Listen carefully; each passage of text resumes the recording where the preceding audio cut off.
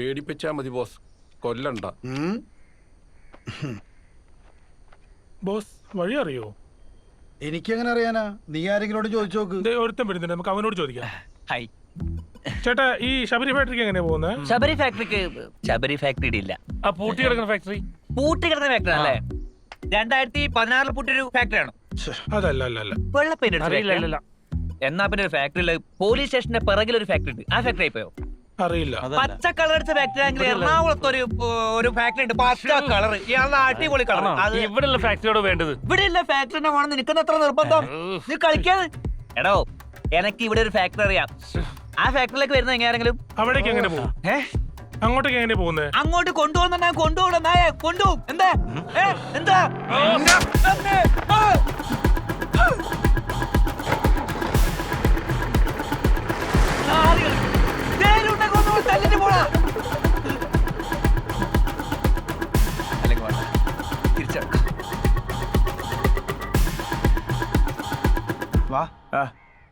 നിനക്ക് ഓർമ്മ ഉണ്ടാ? കോളേജിൽ പഠിക്കുമ്പോഴേ എന്റെ റെക്കോർഡ്സ് എനിക്ക് എഴുതുന്ന അവള് പറഞ്ഞടാ. അതൊക്കെ എനിക്ക് ഓർമ്മയുണ്ട്. അത് നിനക്ക് ഓർമ്മ. പക്ഷെ ഇത് റിസ്ക് എടുത്ത് എന്നെ കാണാൻ അവള് വന്നു, അതും മറന്നു. ബസ്സില്ലേ ഞങ്ങള് കറങ്ങിയത്. പോട്ടെ, എന്റെ ബർത്ത്ഡേക്ക് അവള് ഗിഫ്റ്റ് വാങ്ങി തന്നു. അതെ, സീനാക്കരുത്. എന്നാണ് ഒരുപാട് ആൾക്കാർ ഇവിടെ ഉള്ളത് കേട്ടോ. പിന്നെ അവളോട് ഞാൻ സംസാരിച്ചോളാം. നീ ഈ കൊല്ലത്തിൽ അവളോട് മിണ്ടണ്ട. നിനക്ക് മാത്രം സംസാരിക്കില്ല. പിന്നെ ഞാൻ ഇതിൽ വന്ന ഒരു സംശയം ചോദിക്കട്ടെ, നീ എപ്പോഴും വിളിക്കാറുണ്ടോ? അവനെ വിളിക്കണ്ടേ? നിന്നെ ഒറ്റ സംശയത്തോട് ചോദിച്ചാണ്ടാ. ഒറ്റ കുത്തിച്ചെന്നുണ്ടല്ലോ. എടാ, നിന്റെ മുമ്പ് ഞാൻ അവളെ ഫോൺ ചെയ്യാറ്. പിന്നെ കാര്യം സംസാരിക്കണം ഞാൻ അല്ലാതെ. ആരുടെ മുമ്പ് വെച്ചാണെങ്കിലും അവിടുത്തെ അവളാണല്ല. എനിക്ക് അറിയാടാ. നിങ്ങ വന്നേ, ആ മുണ്ടൊക്കെ വെച്ചിട്ട് വാ. അഴിച്ചു ചൂടാ നിന്റെയൊക്കെ മുഖം മൂടി.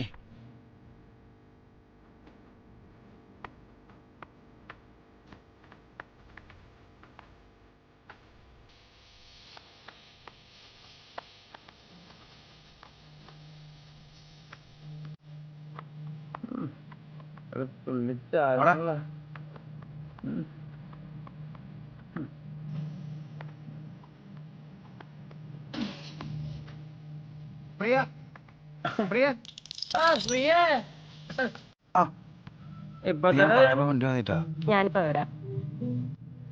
ഞാൻ മുണ്ട വെച്ചിട്ട് ആത്മട്ടുണ്ടാവില്ല മാത്രമേ ബാക്കി കൊണ്ടുപോയി. എന്താ ചേട്ടാ? പ്രിയ, ഇവൻ രാവിലെ മുതൽ കളർ ഷാപ്പിലാണ്. ഞാൻ ചെന്നിട്ടാണ് വിളിച്ചുകൊണ്ട് വന്നത്. താൻ പോയെന്ന് പറഞ്ഞ ആകെ സങ്കടത്തില്ല. എന്റെ പൊന്നു ചേട്ടാ, ഇവന്റെ വല്ല കാര്യം പറയാനാണെങ്കിൽ എനിക്കൊന്നും പറയാനില്ല.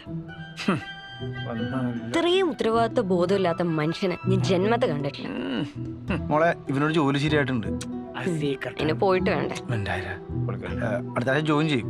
അതോടെ എല്ലാ പ്രശ്നങ്ങളും തീരും. പിന്നെ മോള് ഇവന് കുറച്ച് സമയം കൂടി കൊടുക്കണം. കാര്യങ്ങളൊക്കെ ഞാൻ എന്റെ പൊന്നു ചേട്ടാ, ഞാൻ ഇവനെ പ്രേമിക്കാൻ തുടങ്ങിയിട്ട് 6 വർഷമായി. ഇന്നേവരെ അവൻ ഒരു പണിക്ക് പോയിട്ട് എനിക്കറിയില്ല. 2 വർഷമായിട്ട് എനിക്ക് വീട്ടിൽ പ്രപ്പോസൽസ് വന്നോണ്ടിരിക്കുക. ഞാൻ എന്തൊക്കെ പറഞ്ഞാൽ അത് ഒഴിവാക്കുന്ന എനിക്ക് മാത്രമേ അറിയുള്ളൂ. മോളുടെ പ്രശ്നം എനിക്ക് മനസ്സിലാവുന്നുണ്ട്. എന്നാലും കുറച്ച് സമയം കൂടി കൊടുക്കണം. അല്ലേടാ? കുറച്ച് സമയം കൂടി കൊടുക്കണം. കുറച്ച് സമയം? 5 വർഷമാണോ കുറച്ച് സമയം? 5 വർഷമോ? ആ, ഇവൻ എൻ്റെ അടുത്ത് 5 വർഷമാ ചോദിച്ചത്. എന്റെ വീട്ടിലെ പ്രശ്നങ്ങൾക്ക് പറഞ്ഞപ്പോ അവൻ എൻ്റെ അടുത്ത് പറയാ ഒരു 5 വർഷം കൂടെ വെയിറ്റ് ചെയ്യുന്നു. എനിക്ക് വയ്യ വിനോദേട്ടാ. ജെറിയുടെ പ്രപ്പോസൽ വന്നിട്ടുണ്ട്. അതന്നെ. വീട്ടിലാണെങ്കിൽ അച്ഛനത് എങ്ങനെയും നടത്തിയാൽ മതി എന്നുള്ള രീതിയിൽ വാശി പിടിച്ചോണ്ടിരിക്കുക. ഞാൻ എന്താ ചെയ്യണ്ടേ ഇപ്പൊ? ചേട്ടൻ പറ. എന്തേലും പറടാ.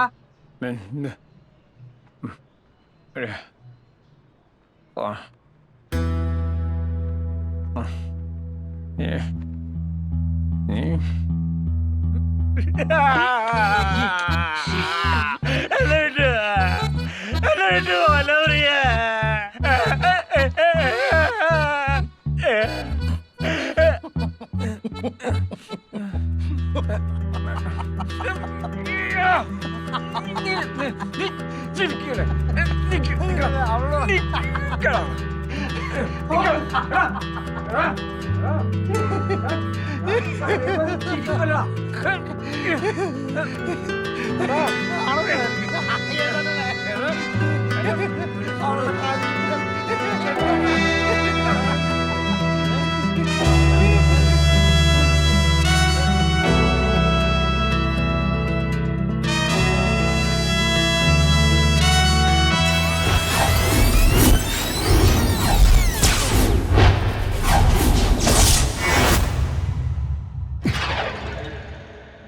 എന്തുണ്ട് സുഖമല്ലേ? ഓ സുഖം. എന്താ എവിടെ പോകുന്നു? വെറുതെ ആ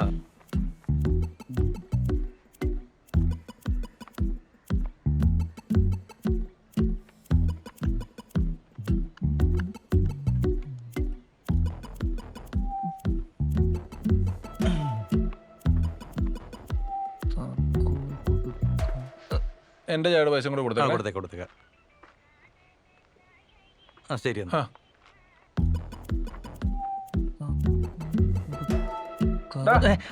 ആ, ഹായ്. എന്താ ഇവിടെ? നത്തിങ്.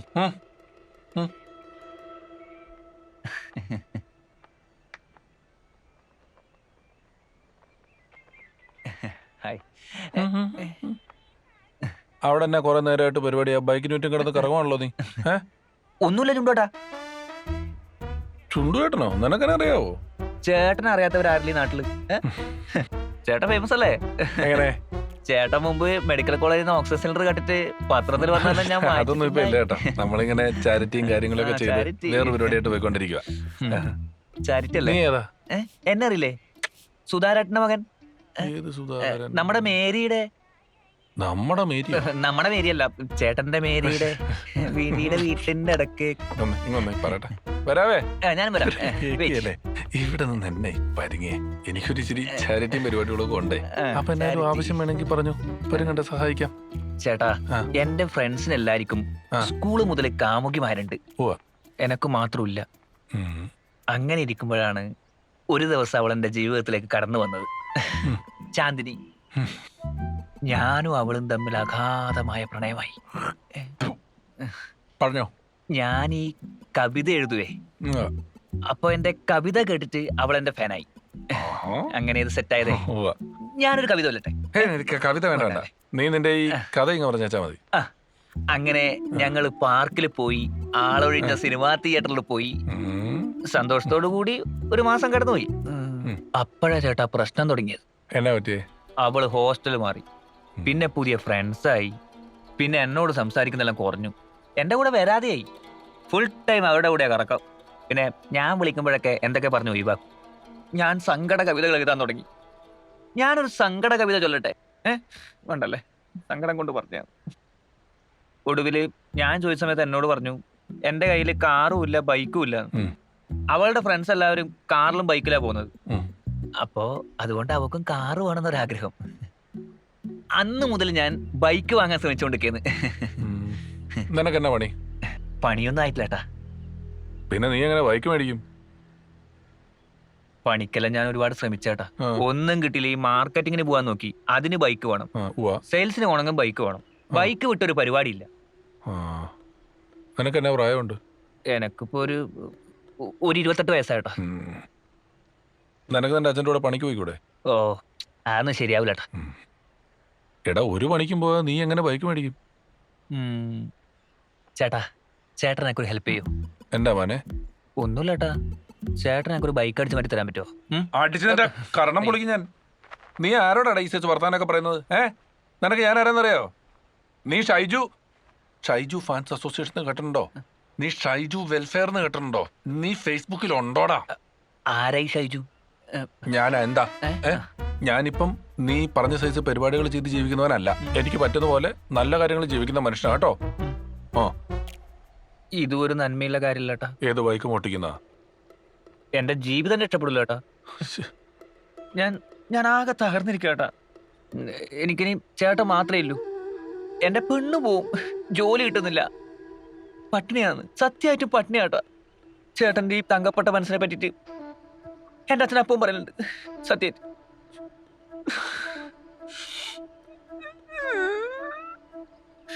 പക്ഷെ ഇതെന്റെ അവസാനത്തെ മോഷണമായിരിക്കണം. ലോക്ക് ഞാൻ തുറന്നു തരും. ബൈക്ക് എടുത്തോണ്ട് പൊക്കോണം. ആ ശരി ഏട്ടാ അങ്ങനെ ഏട്ടാ